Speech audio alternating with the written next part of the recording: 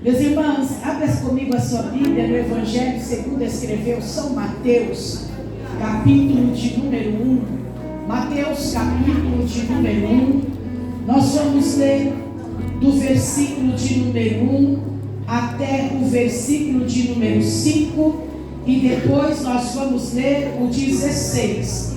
Amém? Enquanto você está encontrando, eu quero expressar a minha alegria e gratidão ao Senhor por esta noite, por este tempo que o Senhor nos preparou. Eu quero agradecer ao honroso convite que me foi feito, para que nesta noite pudesse estar adorando ao Senhor nesta casa. Que culto maravilhoso, que gostoso, que alegria, né? Pastora Simara tem uma energia que eu já tive um dia, acabou. Agora eu estou precisando ser recarregada, gente. 52 anos, já não estou dando conta mais. Estava ali cansada só de ver. Meu Deus, que Jesus renove, né, as minhas forças em nome de Jesus. Pastora Simara, muito obrigada. Uma alegria estar aqui. Pastor Rafael, Deus abençoe. Deus abençoe os irmãos, as irmãs. Eu trago a saudação do Ministério Palavra Rema para os irmãos. Vocês recebem, diga amém? Amém! Glória a Deus. Eu trouxe aqui uns representantes. Meu sobrinho Rafael, minha irmã Helena, minha sobrinha Taimene vieram comigo hoje para adorar ao Senhor. Você achou aí o texto bíblico? Amém. Diz assim a palavra do Senhor: a genealogia de Jesus Cristo, livro da geração de Jesus Cristo, filho de Davi, filho de Abraão. Abraão gerou a Isaque, e Isaque gerou a Jacó, e Jacó gerou a Judá e seus irmãos. E Judá gerou de Tamar. Diga, Judá gerou de Tamar. Judá gerou de Tamar. E gerou a Pérez e a Zerá. E Pérez gerou a Esrom. E Esrom gerou Arão. Arão gerou Aminadab. Aminadab gerou Nasson. E Nasson gerou a Salmão. E Salmão gerou de Raabe. Diga, Salmão gerou de Raabe. Salmão gerou de Raabe. E Salmão gerou de Raabe a Boaz. E Boaz gerou de Ruth. Diga, Boaz gerou de Ruth. Boaz gerou de Ruth. A Jessé. Versículo 16.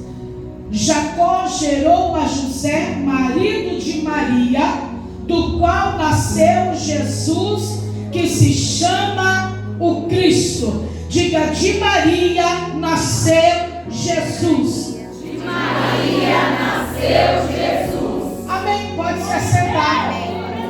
Glória a Deus. Eu fiquei pensando hoje, à tarde. Eu estive de manhã no evento à tarde. Eu tive uns minutinhos, porque quando a pastora Simara falou comigo, ela falou: é um culto das mulheres que brilham, das mulheres brilhantes. E o que é brilho? Brilho é algo claro, forte, luminoso, radiante, resplandecente, cintuoso. Algo brilhante é algo que não passa desapercebido. Algo brilhante é algo notável. E biblicamente falando, representa superação, força e pureza. Brilhante é alguém que é extremamente inteligente. Inteligente além das palavras, considerado um gênio. É alguém brilhante. Sempre está associado a talento, que dá a impressão de ser algo para poucos. Ser brilhante dá a impressão de ser algo para poucos.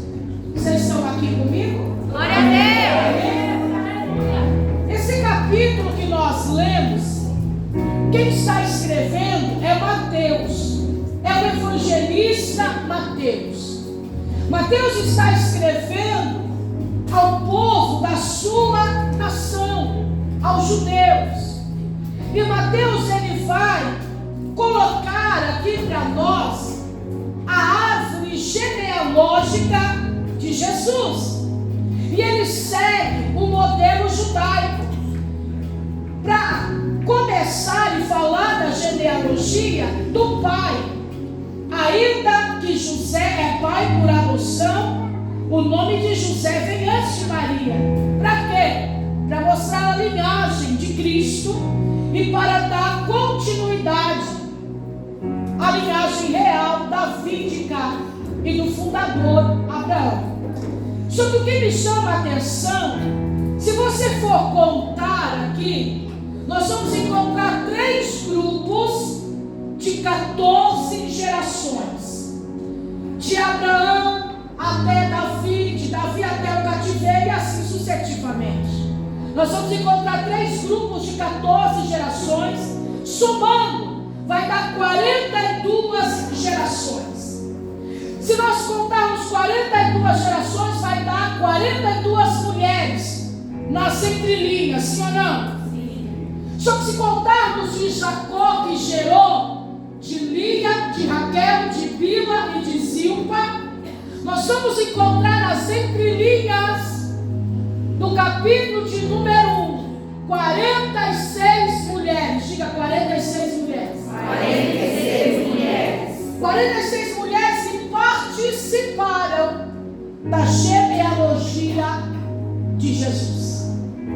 Só que dentre as 46 mulheres, 4 brilhavam, ao ponto de Mateus não conseguir ofuscá-las ou escondê-las. Você viu o que eu disse? Que ele coloca o homem em primeiro lugar, porque começa pelo pai, pelo sistema judaico. Só que quando ele para nessas 4 mulheres, ele diz, eu não posso deixar elas de fora. Vamos aprender um pouquinho com elas. Eu não sei se você faz parte da 46 ou das 4, mas eu quero que você saia entendendo aqui hoje o que é necessário para você brilhar. Nós começamos falando da genealogia. Mateus está dizendo acerca de Abraão, o pai da nação hebraica, do povo judeu. Tudo começou em Abraão. Ele é o fundador da nação dos judeus. Só que ele diz, Abraão gerou, cadê Sara? Está na entrelinha. Abraão gerou a Isaac, Isaac gerou a Jacó, e a Esaú, cadê Rebeca? Está na entrelinha. Jacó gerou Judá e seus irmãos. Cadê Lia? Cadê Raquel? Cadê Bila? Cadê Silva? Está nas entrelinhas. Só que quando ele vai dizendo Jacó gerou, ele vai dizendo Jacó gerou por causa de Tamar. Eu acho isso tão poderoso, eu achei isso tão maravilhoso. O nome Tamar significa palmeira. E se você for pesquisar, existem mais de 80 tipos de palmeira. Só que o nome Tamar procede da palmeira tamareira. A palmeira tamareira é uma palmeira que ela dá especificamente no deserto. E a palmeira tamareira, ela tem cerca de 21 metros de raiz. Por quê? Porque a palmeira tamareira, ela frutifica onde ninguém mais frutifica. Porque ela está exposta ao deserto. E deserto, o menor durante o dia é de cerca de 55 graus centígrados. Durante a madrugada vai para baixo do zero. Só que a tamareira que está no meio do deserto, ela não depende da estação, ela não depende do tempo. A tamareira no meio do deserto, ela passa por tempestade de areia, ela tem curva, mas quando a tempestade passa, ela está de pé de novo, porque não é sua raiz, são profundas. Como é que ela produz no meio do deserto? Porque ela não depende da água exterior ou do alimento exterior. Porque a raiz dela só para de crescer quando toca nos lençóis freáticos. Quando a raiz dela toca no lençol freático, a raiz para de crescer. Por quê? Porque Jó diz, ainda que a árvore e o tronco se secar e se envelhecer a sua raiz, ao cheiro das águas, tornará a viver. E a palmeira da areia, ela está encostada na água, ela se alimenta de dentro para fora e não de fora para dentro. É por isso que ela produz. Ela não depende da circunstância, ela não depende do lugar, ela não depende da seca, do vento, do calor, da chuva, não, porque ela é suprida pela sua raiz e pelo seu interior. Quem entendeu isso aqui? E sabe, a Bíblia diz no livro do Gênesis, capítulo 38, vai falar de Tamar. Tamar era uma mulher possivelmente cananeia. Ela se casa com o filho mais velho de Jacó. O nome dele é Er. E a Bíblia diz que ele era tão mau que é a primeira vez na Bíblia que diz que Deus matou alguém. Ele é tão mau que Deus mata ele. Tamar fica sem herdeiro. E o texto diz que ela vai se casar pela lei hitita. Ela vai se casar com Ornã, que é o irmão de ele. Só que Ornã era aquele tipo de pessoa egoísta. Ornã diz: se não vai ter o meu nome, eu não contribuo. Se não vai ser para mim, eu não financio. Porque o primeiro filho de Ornã seria considerado filho de ele. E Ornã disse: aqui não, eu não beneficio ninguém, não é para mim, não é para ninguém. Ornã jogava semente no chão. E a Bíblia diz que por causa disso Deus mata Ornã. Tamar, ela fica sem gerar. Tamar não gera. Tamar está no local propício para ela gerar, só que ela está sendo impedida de gerar porque alguém não está cooperando com ela para que ela gere. Só que o texto diz que Tamar não desiste. Tamar, ela sabe quem ela é, do que ela veio, o que é que Deus quer dela. O que é que servia a mulher nesse tempo bíblico? Era para gerar, era para dar vida, era para dar nome ao marido, para crescer. Tamar disse: eu cheguei para gerar. Se alguém me pediu até aqui de gerar, eu vou continuar, porque eu não vou terminar como eu comecei. Eu vou passar a vida em branco. Eu vou deixar um legado, eu vou deixar um nome. Ninguém vai contar a minha história dizendo que eu fui uma miserável, coitadinha, pobre, esquecida, que não gostava de mim. Tamar está dizendo: se eu não quero, Ornã não quer, o céu é meu.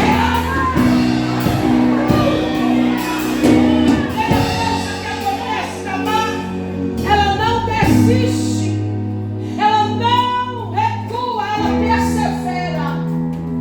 Qual é a outra característica de Tamar? Ela buscou meios para realizar o propósito de Deus na vida dela. Porque Deus tem um propósito nas nossas vidas, só que a gente começa a dar desculpa, porque a gente pensa que quando Deus nos chama e diz assim: você é uma mulher brilhante, você é um homem brilhante, você acha que Deus vai ser Deus holofote para você, você sentado sem fazer nada. Não, você tem que buscar os meios para você florescer. A Bíblia diz que Jacó prometeu Judá prometeu para ela: eu vou dar Sela para casar com você. Só que Judá não tinha palavra e não deu Sela para casar com ela. Disse para ela: vai para casa da sua família, fique lá até Sela crescer. Quando Sela cresce, Tamar já sabe. Só que Judá não cumpre a palavra dele. Só que ela vai buscar meios para viver o que Deus estabeleceu para que ela viva. Eu vim aqui dizer para alguém: você precisa sair da sua zona de conforto e buscar meios para viver aquilo que Deus tem para que você viva. Você já falou que eu vou cantar, mas eu sou desentuada, eu não conheço o ritmo, eu não conheço o tom. Ele vai buscar meios, vai fazer aula de música, vai fazer aula de canto. Deus me chamou para pregar, mas eu não sei falar. Vai aprender Bíblia, vem para a escola dominical, vem para o mundo de ensino, vai fazer teologia, vai buscar meios para você. A Bíblia diz que Tamar, ela estava com vestes de viuvez ainda.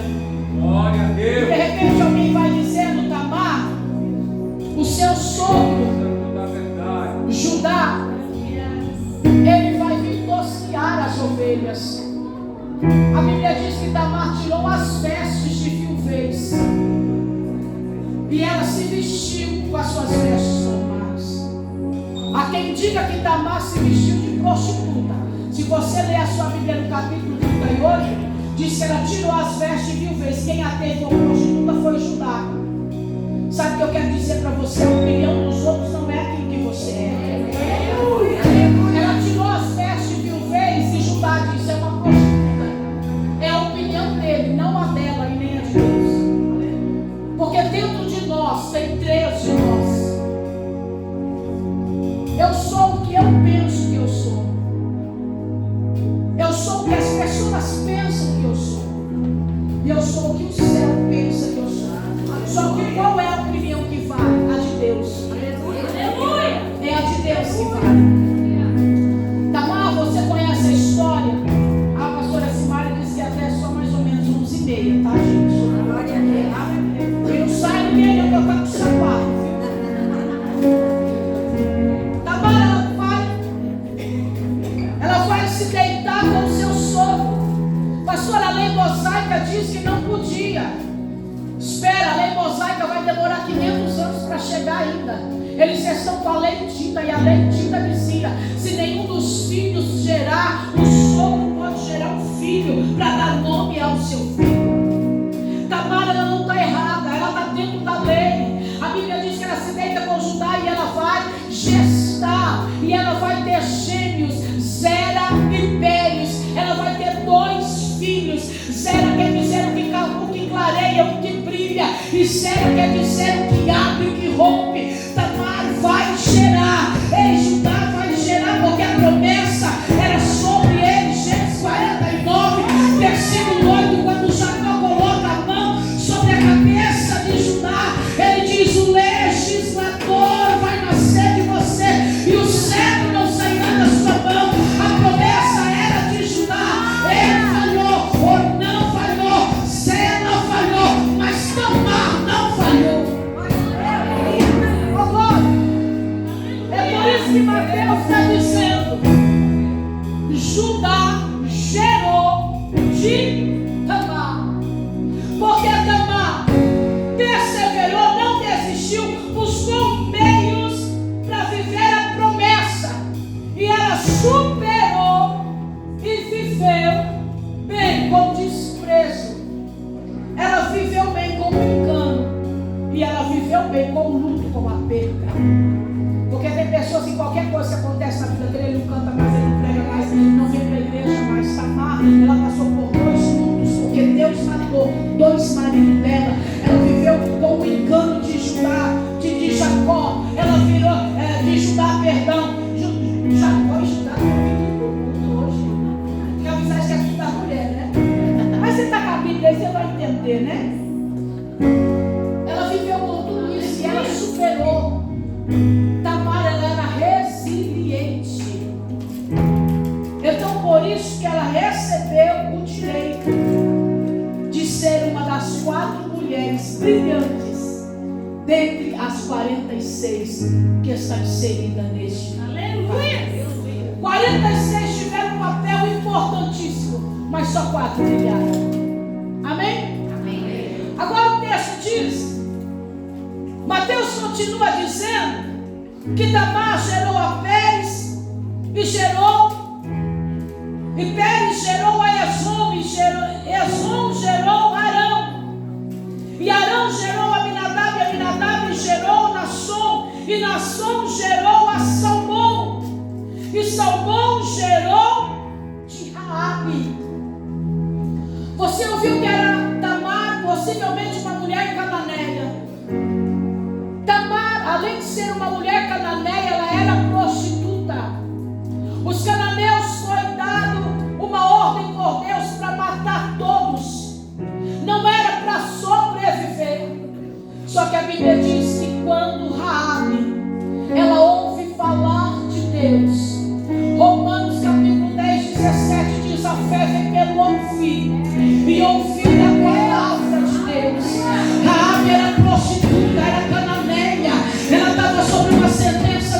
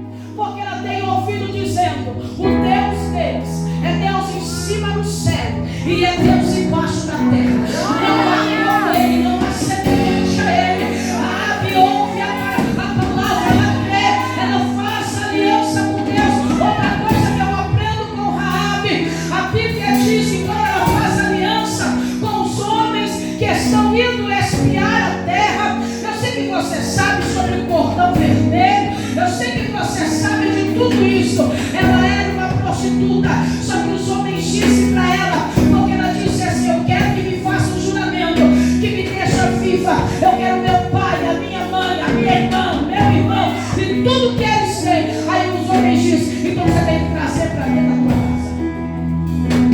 Ela faz uma aliança, ela já começa a pregar. Ela faz uma aliança e ela não espera 10 anos para começar a exercer o ministério. Porque aqueles espias disseram para ela: quer que a sua mãe seja salva? Vai lá e prega o que você está falando, ouvindo aqui para ela. Quer que o seu pai seja salvo? Vai lá e conta para ele o que está acontecendo aqui. Quer que o seu irmão seja salvo? Vai lá e diga o que está acontecendo aqui. Se eles entrarem, eles serão salvos.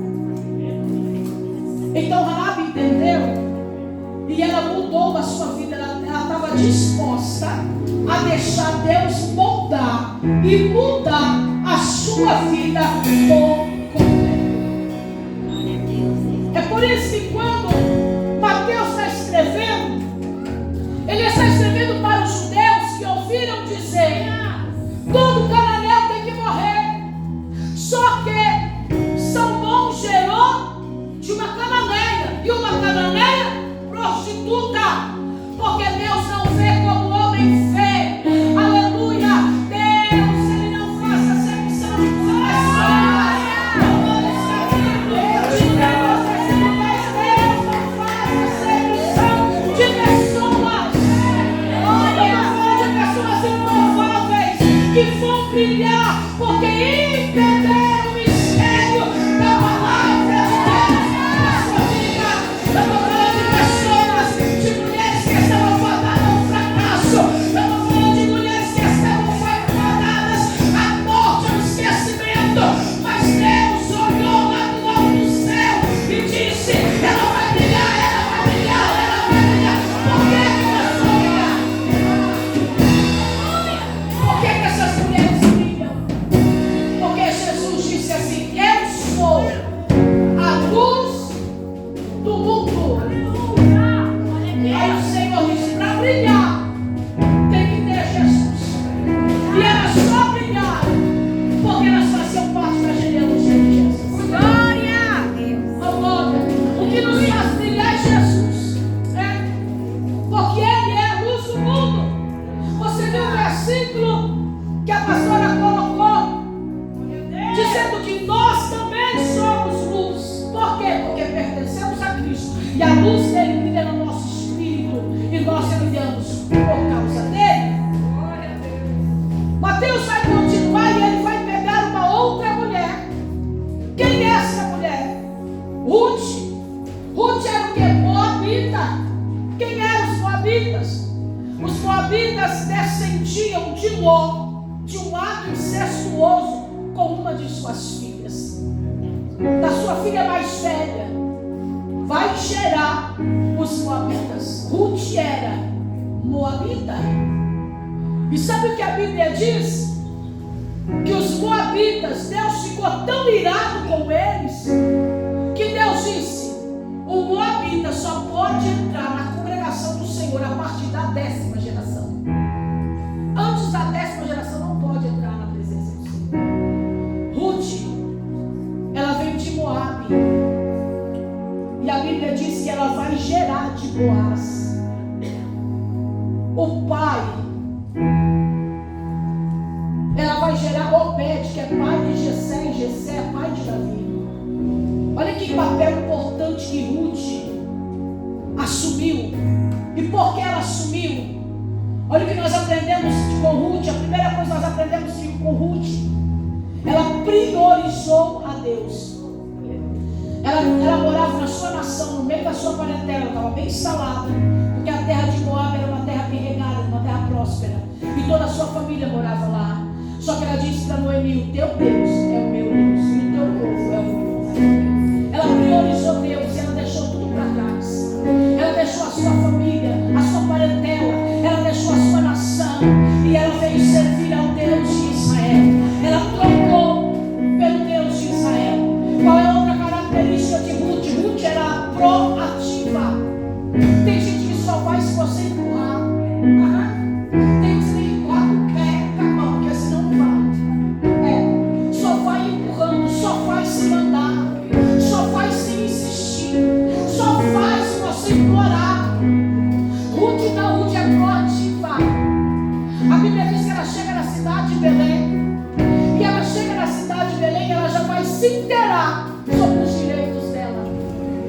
E quais são os direitos dela? Ela é viúva e ela é estrangeira.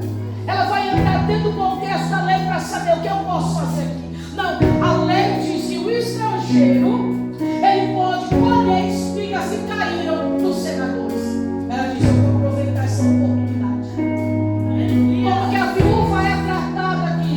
A viúva é sustentada pelo templo. Oh glória!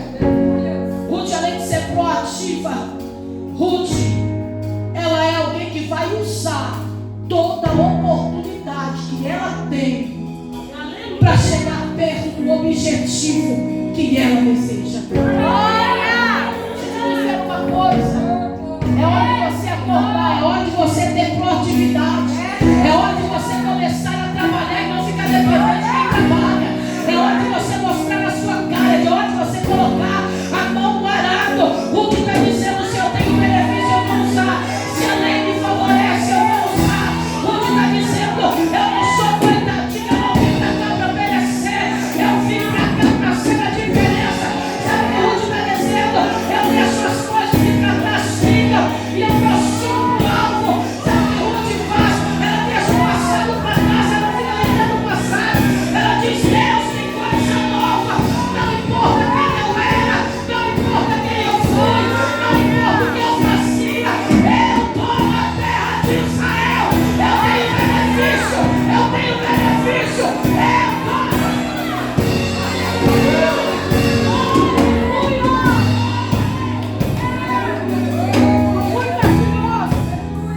Muitos de nós não sabem usar os benefícios que tem. Os homens agora. A Bíblia diz que tinha um homem rico, um pai de família rico, que ele tinha 2 filhos.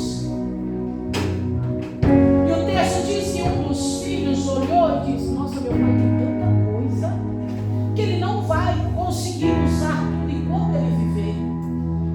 Ele já está velho, estou parafraseando, tá bom, gente? Ele já está velho, eu estou novo, eu tenho que viver quando eu estou novo. Eu tenho que usufruir quando eu estou novo. E o meu pai tem muito. Aí ele vai lá e diz: pai, me dá a minha parte da herança. Porque você já está velho, mas já pode demorar para partir. Eu quero usufruir do que eu tenho direito enquanto eu estou novo. O pai não questiona. O pai não pergunta, o pai não insiste, dá ele a herança dele. E ele vai embora, ele gasta tudo com as meretrizes, com as prostitutas, com a vida, ele gasta. Só que dentro da casa ainda tem um filho, tem um ainda dentro da casa, que certamente olhou e achou injusto o que o irmão fez. Que certamente olhou e disse: meu pai não merecia isso e não precisava fazer isso. Só que ele continua morando com um pai rico, com a herança dele. Só que o texto diz que ele é uma pessoa amarga. Ele não usufrui de nada que o pai tem. Ele sabe que o pai tem, ele sabe que é direito dele, mas ele não usufrui de nada. Porque quando o irmão volta, o pai faz uma festa maravilhosa, dá ele um sapato novo, um anel novo, uma roupa nova, mata o cordeiro cevado, tem festa, tem dança. E a pouco o irmão volta e diz: que barulho é esse que está aí na casa? Aí alguém diz: é o teu irmão que estava perdido e voltou e está tendo festa. Aí ele diz: como assim? O meu irmão que gastou uma herança, o meu irmão que foi embora, o meu irmão que fez meu pai chorar, ele voltou e está acontecendo tudo isso. Aí ele vai dizer para o pai dele: quanto tempo eu disse? Quanto tempo eu estou aqui? E o Senhor nunca matou um cordeiro para mim. O Senhor nunca matou um bezerro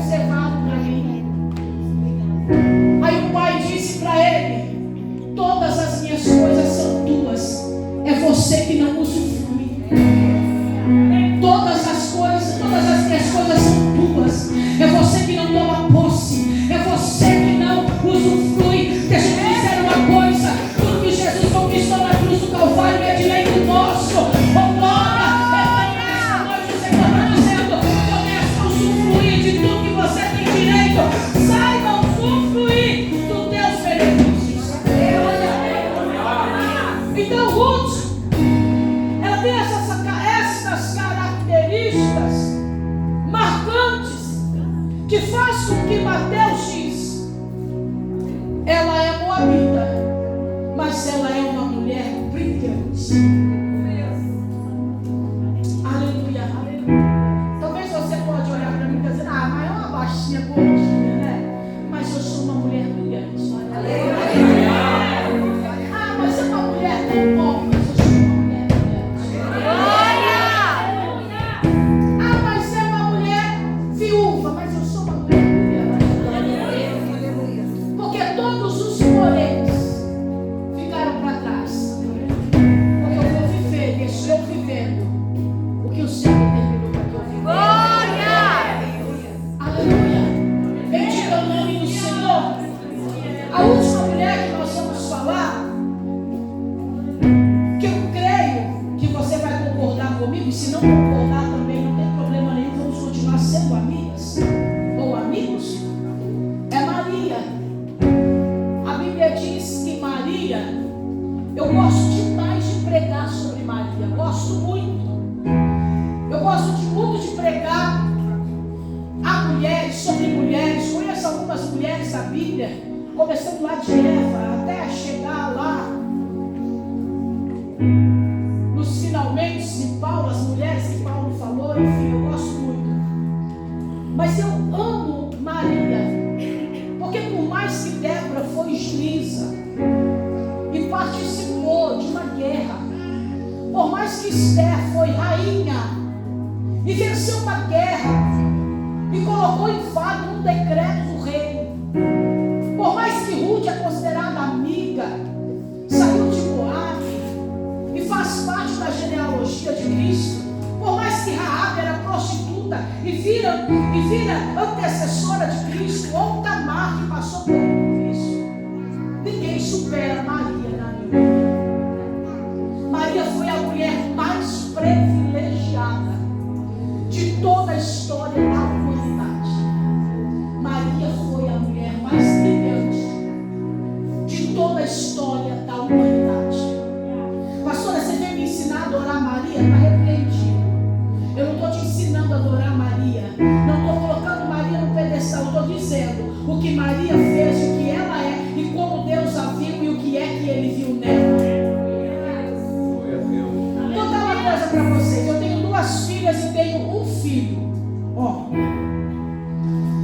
E eu sou do tipo da mãe do rei Lemuel. Quem conhece a mãe do rei Lemuel?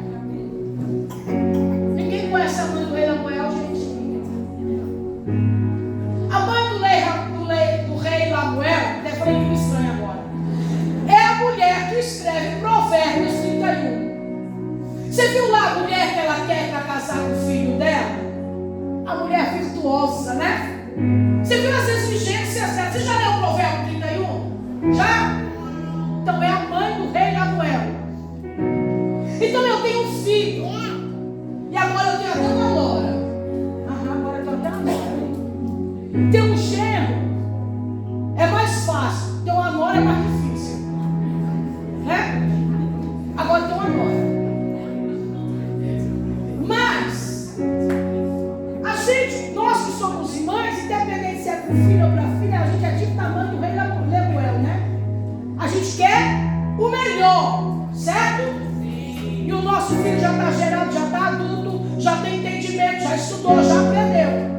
Agora imagina Deus, que vai pegar o filho dele, santo Deus, e trazer na terra. Você acha que ele vai dar na mão de qualquer uma? Você acha, amigo? O Salmo 101, versículo 6 diz: os meus olhos procurarão os fiéis da terra para que estejam comigo, estes me servirão. Imagine o olho de Deus caçando uma mulher brilhante. Por que é que ele precisa de uma mulher brilhante? Porque ele vai colocar a luz dentro dela. Ou uma mulher aspirante a ser brilhante, porque ele vai colocar a luz dentro dela. Então a Bíblia diz que ele vai procurar e ele vai encontrar Maria. Eu fico imaginando Maria. Eu fico imaginando a mulher de Provérbios 31. Não chega aos pés de Maria. Porque lá nos requisitos da mãe de Lemuel, Maria atendeu os requisitos do céu.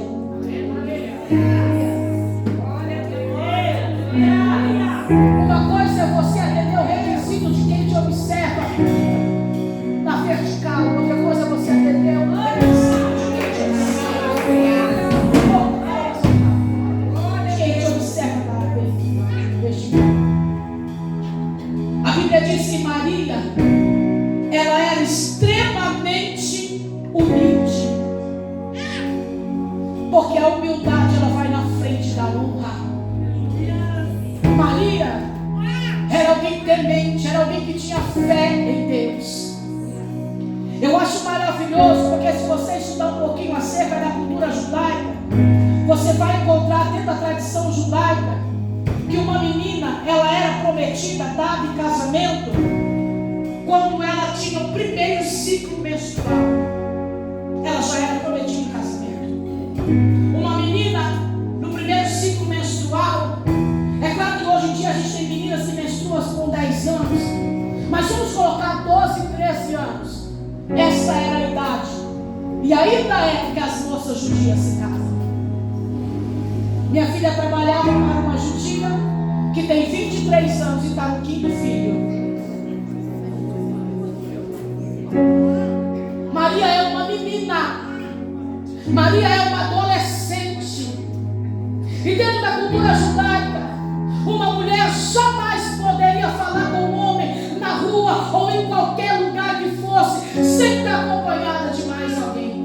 E uma menina sem estar com seus pais não podia falar com ninguém. Agora, Lucas no capítulo 1 diz que o anjo Gabriel foi enviado a uma cidade chamada Nazaré, a uma jovem desposada, porém prometida em casamento, chamada Maria. Olha o posicionamento de Maria. O que nós vamos aprender com Maria? Primeira coisa que eu aprendo com Maria: o anjo se posiciona do lado dela e diz: salve agraciada. Ela vai dizer: eu não conheço essa saudação. A saudação que eu conheço é a judaica. Eu sou fulano de tal, filho de Beltrano, neto de Cicrano, bisneto de fulano de tal. E ele diz: salve agraciada. Ela diz: eu não sei quem é, mas eu não vou sair daqui. Se ele veio falar comigo, eu vou permanecer no lugar. Não teve medo. Ela permaneceu. E a Bíblia diz que ele olha para ela e diz assim: ele, não tenha medo, porque você achou graça diante de Deus. E você vai conceber no teu ventre e vai dar à luz a um filho, e ele será chamado Filho do Altíssimo. Maria ainda está de pé. Se fosse eu, teria desmaiado, porque Maria conhecia a promessa. Quando Isaías olha para o rei Acaz, no capítulo 9, no seu livro diz: Acaz, peça um sinal para o Senhor teu Deus. Acaz diz: eu não vou pedir sinal para Deus. Isaías diz: ainda que você não pediu, eu vou te dizer uma coisa, porque uma virgem conceberá e dará à luz a um filho, e o seu nome será Emanuel. Emmanuel na terra é o Deus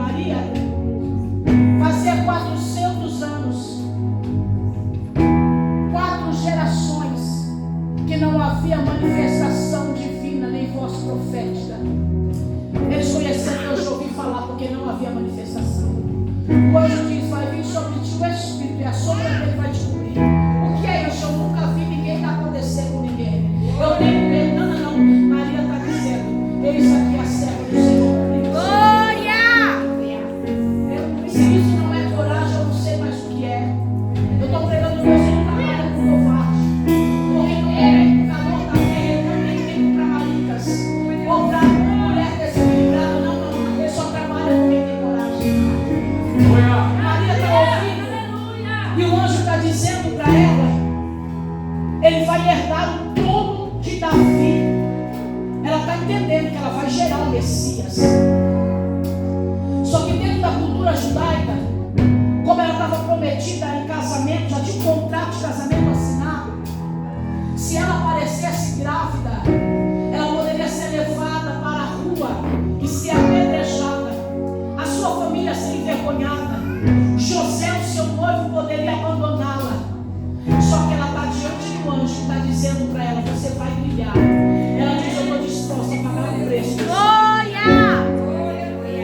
Eu não estou preocupada com o que eu vou perder. Eu não tenho a minha vida como preciosa. Paulo disse: eu não tenho a minha vida como preciosa, porque o meu viver é Cristo e o meu morrer é ganho. Glória a Deus. Paulo disse: não mais vivo eu, Cristo vive em mim. O anjo está dizendo para Maria: você vai correr risco de vida. Ela disse: eis aqui a serva do Senhor, cumpra em mim a tua palavra. Você vai correr risco de ser apedrejada. Eis aqui a serva do Senhor, cumpra em mim a tua palavra. Você vai correr o risco de ser abandonada pelo seu noivo. Eis aqui a serva do Senhor, cumpra em mim segundo a tua palavra. Você vai ser mal falada, mal compreendida. As pessoas vão falar mal de você.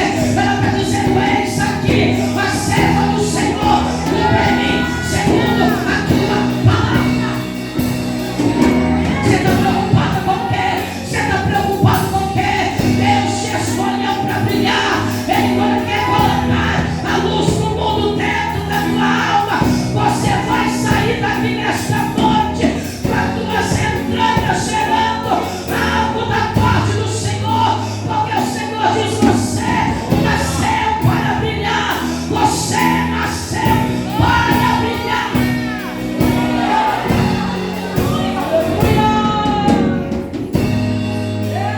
A Bíblia diz que ela vai correr todos os riscos.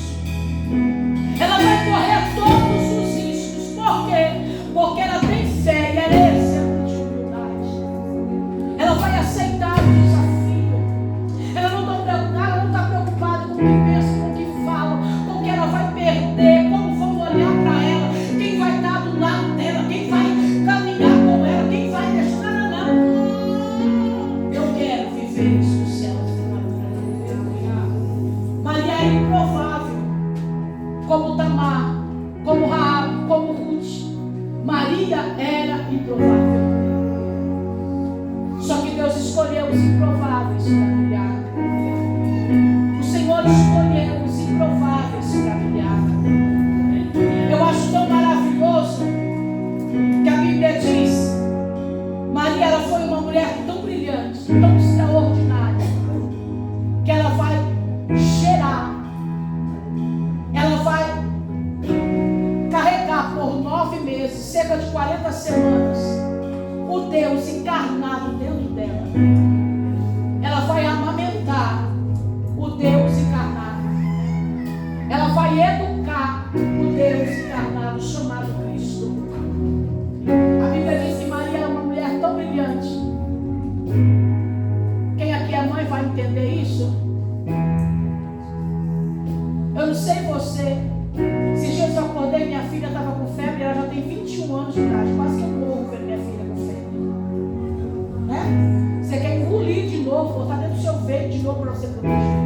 Estava com pneumonia, eu quase morri, porque minha filha de 21 anos estava com pneumonia. Maria viu o filho dela sendo açoitado em praça pública, com chicotes que tinha ossos na sua ponta, que parte da sua carne, dos seus olhos, ficaram na praça de Jerusalém. Maria viu seu filho ser esbofeteado, cuspido, colocaram uma coroa de espinho na cabeça dele, somaram dele. Ela viu ele carregando uma cruz, caindo no meio do caminho. Ela viu ele sendo crucificado enquanto os discípulos fugiram. Quando você lê João no capítulo 21, vai dizendo, no capítulo 19, versículo 21, e junto ao pé da cruz estava Maria, a mãe de Jesus. Estava Maria Madalena, estava João, mas quando diz que Maria estava lá, é uma mulher que viu seu filho ser flagelado, humilhado na praça, chicoteado, sangrar, carregar uma cruz, ser crucificado, e ela está do lado, olhando para Jesus. A última vez que a Bíblia fala de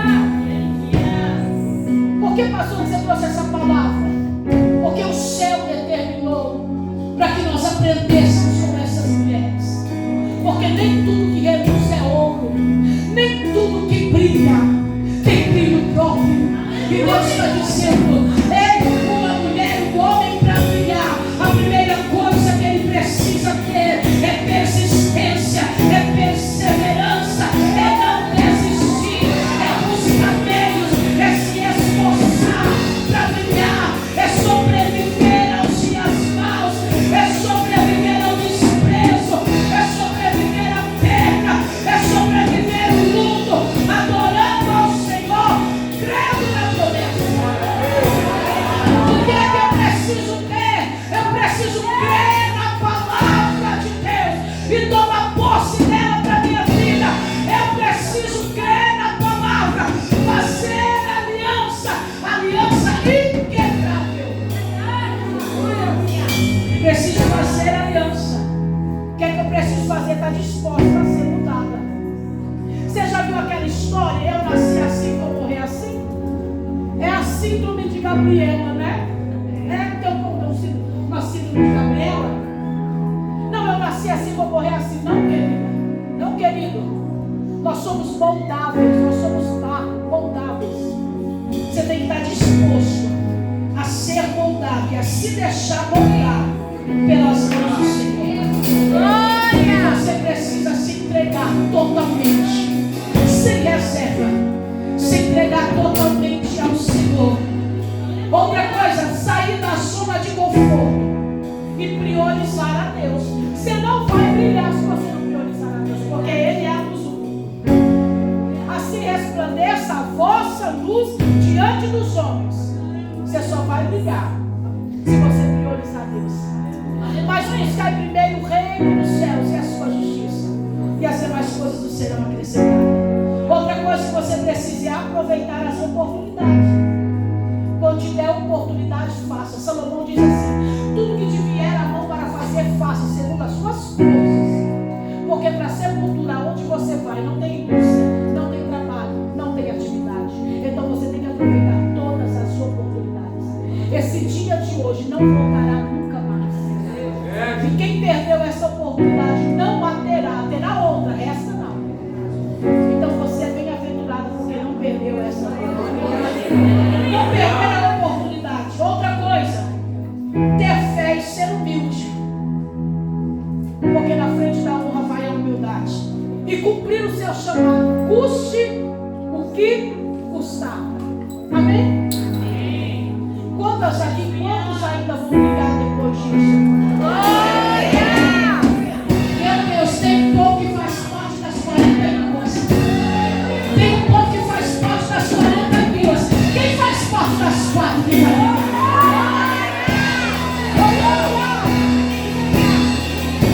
Eu já vou terminar. Você participou de pé? Posso, pastor, por ainda de pé? Desculpa, nem perguntei.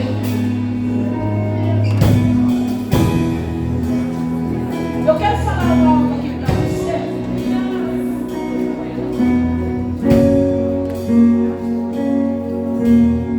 Às vezes, para brilhar, a gente precisa enfrentar o inimigo.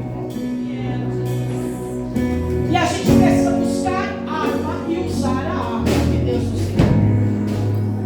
Depois você lê na sua casa, no livro dos Juízes, capítulo 9, a partir do 58, fala de uma mulher que eu nem sei o nome dela. Quando você chegar no céu, você vai ficar sabendo, tá? Mas ela morava numa cidade chamada Tebes. Tebes quer dizer brilho, esplendor. Uma mulher que morava numa cidade chamada Tebes. Brilho, esplendor no hebraico. E Abimeleque veio e disse que ia matar todo mundo daquela cidade e colocar fogo nela e depois jogar sal nela. Todos os moradores foram presos dentro de uma torre com medo de Abimeleque. Todos os moradores estão presos dentro de uma torre e o exército de Abimeleque está do lado de fora, dizendo: nós vamos matar todos os cidadãos de Tebes. Nós vamos apagar o brilho de todos os cidadãos de Tebes.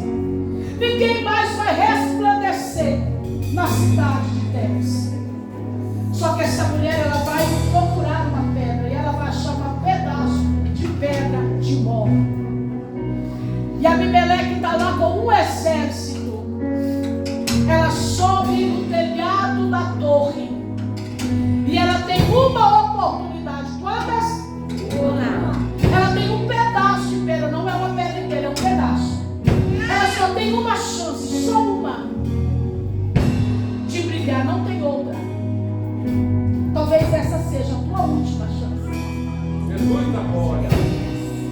Talvez essa seja a tua única chance. Só que ela sabe, não adianta matar o exército inteiro. Se o rei não morrer, a guerra não é ganha. Ela tem uma oportunidade, um pedaço de pedra. E ela diz: ou eu acerto agora, ou eu morro. Ou eu acerto agora, ou a minha cidade inteira morre e é queimada. É por isso que ela vai olhar, ela vai ver aonde é que eu tenho que acertar, qual é o alvo, quem é o rei, quem é o rei. Eu não vou acertar o primeiro-ministro, não. Eu não vou acertar o pajem, é o rei que eu vou acertar, porque eu só tenho uma outra. A Bíblia diz que ela solta a pedra, ela não taca, ó, ela solta. E a pedra cai na cabeça de Abimeleque, rei, e parte-lhe o crânio. Tem alguém da área da saúde aqui? Tem? Dá um sinalzinho aí. Tem? Até mesmo nós que não somos da área da saúde, nós sabemos. Traumatismo craniano, se não for tratado, mata. Sim ou não? Sim. Aonde estão os moradores da cidade? Na torre. Os cirurgiões, na torre. Os anestesistas, na torre. Os enfermeiros, na torre. A Abimeleque está com o crânio partido, rachado. E não tem ninguém para socorrer. Só que ele é orgulhoso e está dizendo para o pajem: pega a tua espada e transpassa-me, para que não diga de Abimeleque, uma mulher matou Abimeleque.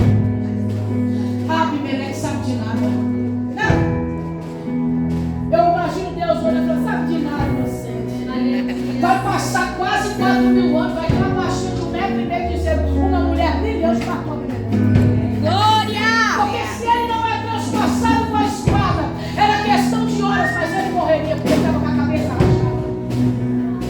Quem matou Abimeleque foi uma mulher brilhante. Glória! E uma mulher que disse: esse inimigo não vai apagar o meu brilho. Fecha os teus olhos, eu vou orar por você. Quantos estão decididos aqui? Quantas estão decididas? O inimigo quer apagar o teu brilho. O inimigo quer tirar o teu esplendor. O inimigo queria tirar o esplendor da família dessa mulher, da comunidade dessa mulher. Ei, essa mulher está dizendo: Abimeleque não vai apagar o meu brilho. Abimeleque não vai ofuscar o meu brilho. Abimeleque não vai tirar o meu esplendor. Porque eu tenho uma pedra, eu tenho um pedaço de pedra, eu tenho uma oportunidade. Eu vou usar a oportunidade que eu tenho, porque eu vou voltar a brilhar. Queira o inferno, queira perdão. Deus está dizendo para alguém aqui: pegue essa pedra na tua mão hoje. Que pedra é essa, pastora? É a pedra que acompanhou o povo no deserto. É a pedra de esquina. É a rocha da palavra, Jesus Cristo. Pegue essa pedra, porque o inimigo não vai apagar o teu brilho. Ele não vai ofuscar o teu esplendor. Pegue na tua mão essa pedra. Pegue, porque Deus está dizendo: é a tua oportunidade. O inimigo quer apagar o teu brilho. O inimigo quer te ofuscar. Mas o Senhor está dizendo: eu estou te dando arma. Recebe ele e volte a brilhar.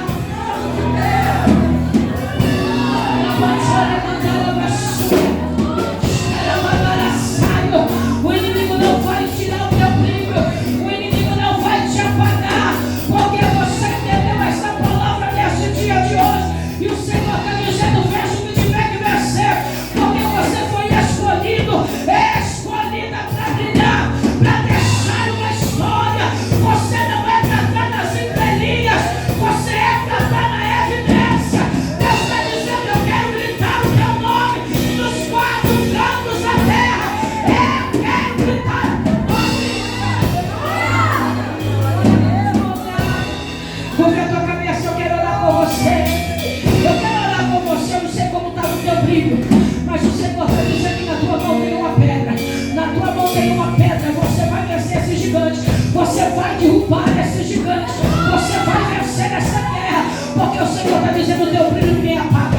Ei, olha comigo, Pai, no nome de Jesus. A tua palavra, Senhor, foi entregue. Assim como o Senhor